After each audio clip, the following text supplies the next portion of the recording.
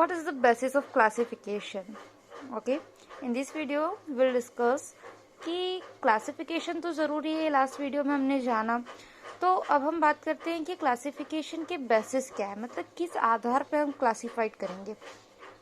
Attempt classified living things into groups have been made since time immemorial. Greek thinker Aristotle classified animals according to whether they lived on land, in water or in the air. This is very simple way to looking at life but misleading too.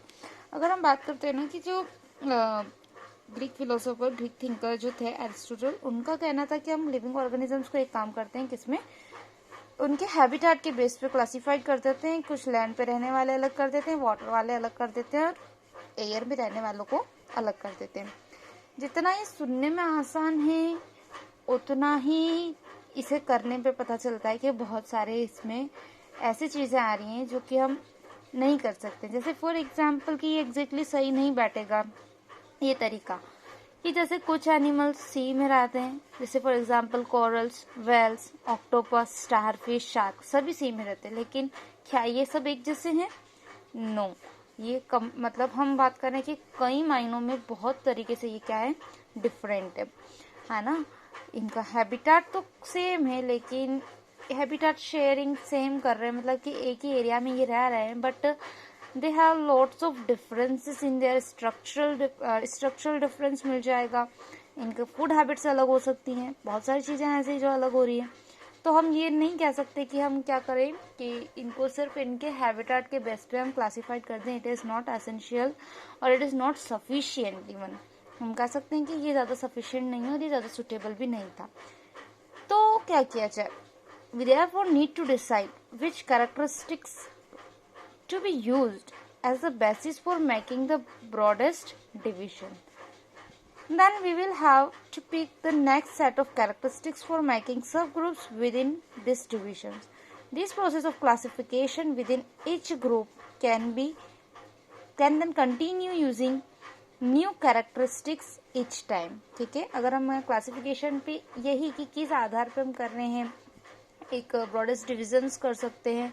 ठीक है, तो अब हम यहाँ पे characteristics word use करेंगे। Okay, अगर हम कैरेक्टरिस्टिक्स का एक्चुअल मीनिंग जानना चाहें तो when we are trying to classify a diverse group of organisms we need to find ways in which some of them are similar enough to be thought of together. These ways in fact are detail of appearance or behavior, in other words form and function.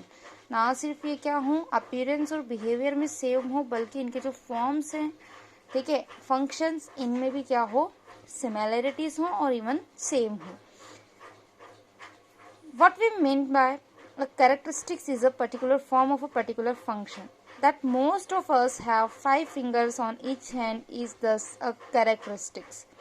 That we can run, but the banyan tree cannot. It is also an example of characteristics. Okay, तो इस तरह से हम कुछ specific चीज़ें बोल सकते हैं। फिक्स्ड जो हैं सब में कॉमन है, मोस्टली कॉमन है, उनको हम कैरेक्टरिस्टिक्स में काउंट करेंगे, कैरेक्टरिस्टिक फीचर्स कहेंगे। ठीक है, तो यहाँ पे आई होप यू अंडरस्टूड कि किस तरह के हम कैरेक्टरिस्टिक्स फीचर्स ले रहे हैं। अब कुछ ऐसे हैं जो मोस्टली सभी में ज़्यादा कॉमन मिलेगा, है ना, और कुछ में अगर हम बात करते हैं कि कुछ में कॉमन नहीं होगा, लेकिन जैसे कि फॉर एग्जांपल कि हम यहाँ बात करेंगे कि बहुत सारी चीज़ें कॉमन हैं। हमने एक ओवर डाटा ले लेके हम ओवरऑल बहुत कम क्लासेस में डिवाइड कर देते हैं। फिर हमने देखा कि अब इन जिनको हमने एक ग्रुप में रखा है उनमें कुछ ऐसे ग्रुप्स मिल रहे हैं जिनमें कुछ सिमिलैरिटीज है, हमने उनको एक ग्रुप बना दिया। फिर किसी बेसिस पे वो वापस सब क्लासिफाइड होते गए, और इस तरह से करते करते हम देखेंगे कि क्या हो रहे हैं यहाँ पे। क्लासिफिकेशन का हम इस तरह से एक पूरा सीक्वेंस, एक ऑर्डर तैयार कर लेते हैं। ठीक है, उसको हम बोलते हैं हायरार्किकल क्लासिफिकेशन। जैसे for example eukaryotic cells has membrane bound organelles including a nucleus. ठीक है, और अगर हम बात करें तो इनमें आइसोलेशन की प्रोसेस जो होती है एफिशिएंसी होती है, ठीक है। The cellular processes to be carried out efficiently in the isolation from each other.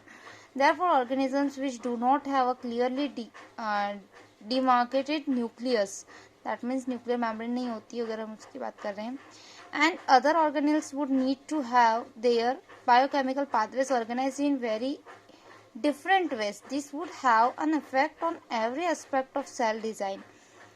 Further, nucleated cells would have the capacity to participate in making a multinuclear organisms because they can take up space-like function.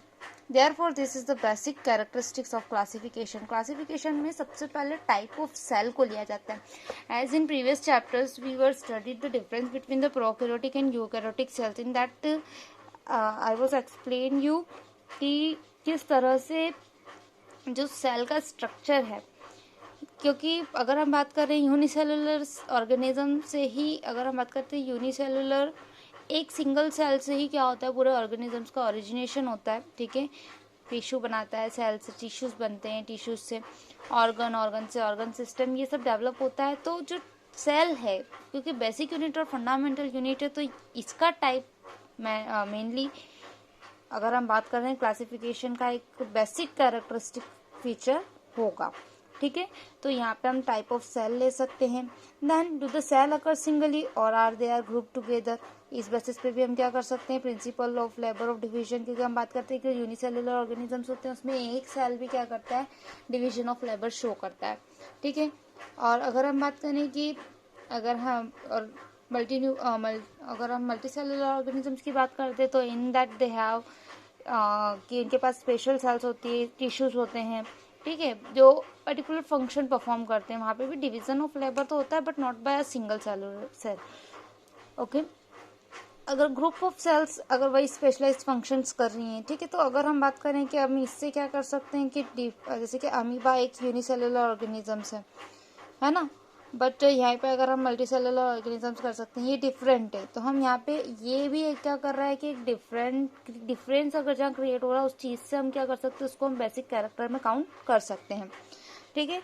तो ऐसे कुछ examples हैं, ठीक है, जिनको जैसे कि हम बात करें, हम प्लांट्स और एनिमल्स को अलग कर सकते हैं ऑन द, क्योंकि जैसे हमने प्लांट सेल और एनिमल सेल अलग किया है, तो इस बेसिस पे भी हम क्या बोल सकते हैं, जैसे कि फोटोसिंथेसिस की प्रोसेस शो करते हैं प्लांट्स, बट एनिमल के केसेस में क्या होता है कि उनके और अलग फंक्शन होते हैं, क्योंकि वो फोटोसिंथेसिस की प्रोसेस नहीं कर सकते, क्लोरोफिल एब्सेंट होता है, इस वजह से उनको उनका स्ट्रक्चर और कॉम्प्लेक्स होगा। और अगर हम बात करें कि मैकेनिज्म्स है, ऑर्गेनिजम्स का सर्वाइवल है, ये सारी चीज़ें क्या होगी उसमें काउंट होगी, और कहीं ना कहीं ये क्लासिफिकेशन में आपको एक कैरेक्टरिस्टिक फीचर्स के फॉर्म में अगर हम बात करें कि फूड हैबिट्स भी क्या होगी हम काउंट करते हैं।